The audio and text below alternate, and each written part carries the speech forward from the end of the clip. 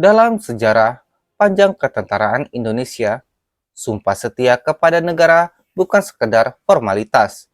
Itu adalah ikatan suci antara prajurit dan tanah air. Tapi bagaimana jika sumpah itu ditinggalkan dan diganti dengan loyalitas pada negara lain, bahkan yang sedang berperang? Inilah kisah nyata yang mengguncang publik. Seorang mantan prajurit TNI Angkatan Laut, Satria Arta Kumbara, bukan hanya menghilang dari tanggung jawabnya sebagai anggota militer, ia ditemukan di Ukraina, bukan sebagai turis, tapi sebagai kombatan asing, bertarung di bawah bendera Rusia. Kisah ini membuka tabir yang selama ini tersembunyi, tentang celah dalam sistem militer, tentang potensi bom waktu yang bisa meledak kapan saja, dan tentang satu pertanyaan besar, apakah Indonesia siap menghadapi kenyataan bahwa ada prajuritnya yang kini membela negara lain? Halo sobat pendengar setia, welcome to my channel. Lo lagi nyasar ke tempat yang pas banget nih, karena kita bakal ngasih lo update paling fresh, paling hype, dan pastinya nggak ngebosenin. Sekarang ini lagi viral berita geger ex-marinir TNI Angkatan Laut jadi tentara Rusia.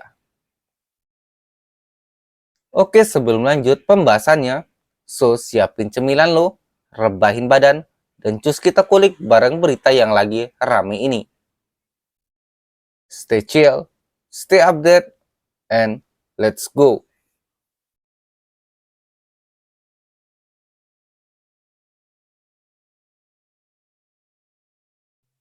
Awal mula terungkapnya keberadaan Satria datang dari tempat yang tak disangka, media sosial.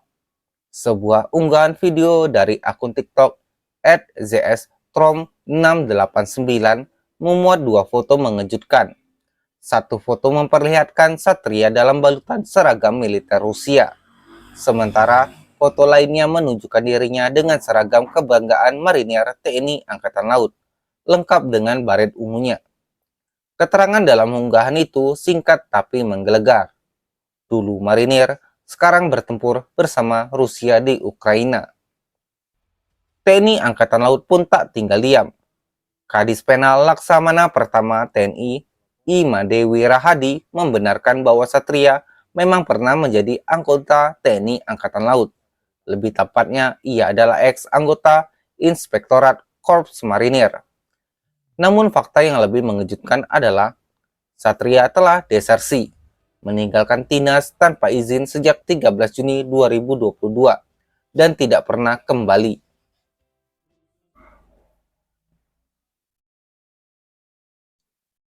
Kasus ini memicu keprihatinan dari para pengamat militer.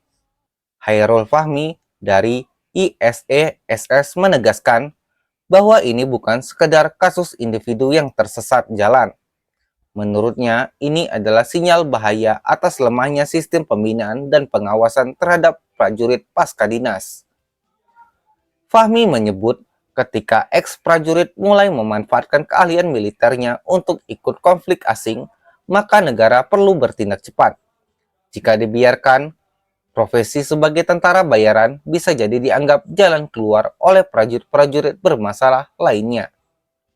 Lebih jauh, Fahmi mengingatkan tentang konsekuensi hukum.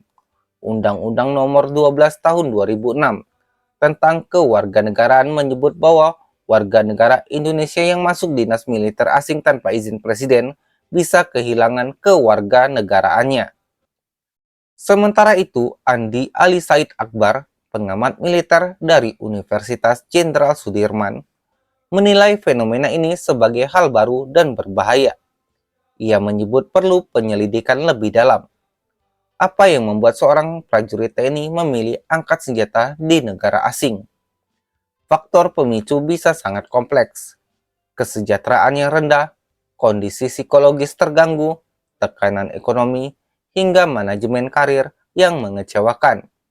Semuanya adalah bahan bakar dari api yang bisa menyala lebih besar jika tak ditangani.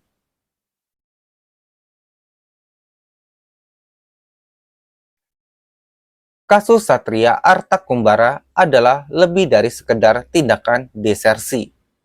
Ini adalah cermin dari celah serius yang perlu segera ditutup dalam sistem militer kita. Mulai dari pembinaan mental prajurit, pengawasan pasca dinas, hingga sistem deteksi dini bagi anggota yang mulai menunjukkan gejala persoalan internal. Pemerintah tak bisa hanya mengandalkan administrasi, penegakan hukum, pencabutan kewarganegaraan jika diperlukan, dan koordinasi dengan lembaga intelijen harus dilakukan. Sebab jika satu prajurit bisa pergi dan bertarung untuk negara lain, maka siapa yang bisa menjamin tidak ada yang berikutnya?